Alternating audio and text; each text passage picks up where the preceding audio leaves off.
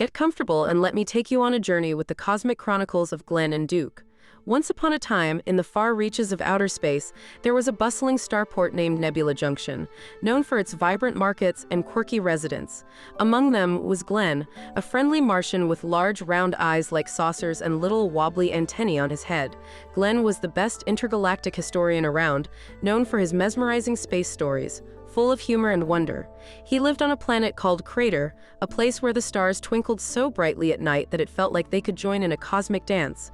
One day, while Glen was studying an ancient space map, a curious Earthling named Duke arrived. Duke was a young boy who loved exploring and was always ready for an adventure. He had big dreams of discovering new galaxies and drawing them in his journal. "Hi there," said Glen in his cheerful voice. "Fancy a trip through time and space, my young friend?" Duke's eyes sparkled with excitement. "Yes, please, but I've never time-traveled before," he replied with a giggle. "No worries, Duke," chuckled Glen. "It's easier than tying your shoelaces, or at least easier than tying them in zero gravity." They climbed aboard Glen's spaceship, the Astro Hopper, a whirring machine made from recycled star metal and spare bits of moon rock. As they zoomed out into the vast darkness, Duke marveled at the glittering universe stretched out before them. "Our first stop," Glen announced, "is Planet Whizzle, known for its historical laughing mountains." When they landed on Whizzle, the mountains welcomed them with chuckles and giggles that echoed through the valleys.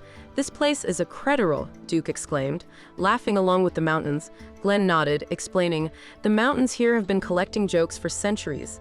That's why they giggle." The friends sat at the foot of the mountain, listening to stories of old cosmic explorers. The air was filled with the smell of laughter and the gentle rustle of the stardust wind. Next, they visited Saturn's rings, known for swirling like a giant cosmic skateboard.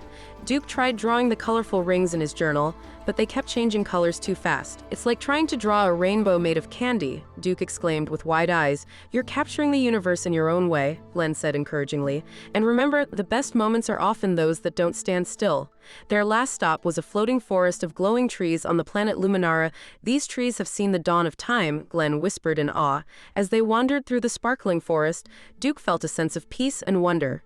Glen shared tales of ancient creatures that roamed the stars and how they lived in harmony. "Every creature, every star, has its place in the cosmic story," Glen explained softly. By the time they returned to Nebula Junction, Duke's heart was full of stories and his journal brimming with colorful sketches.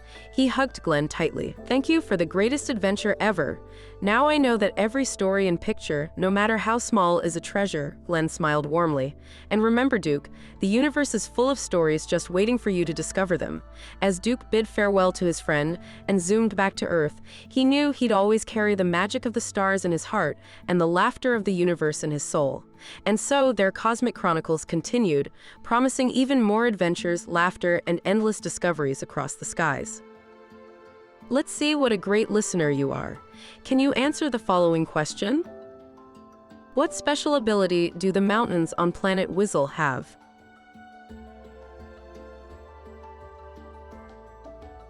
Let's see how you did. The answer is, the mountains can giggle and laugh. You did a great job. Thank you for listening to StoryPie. I hope to see you again soon.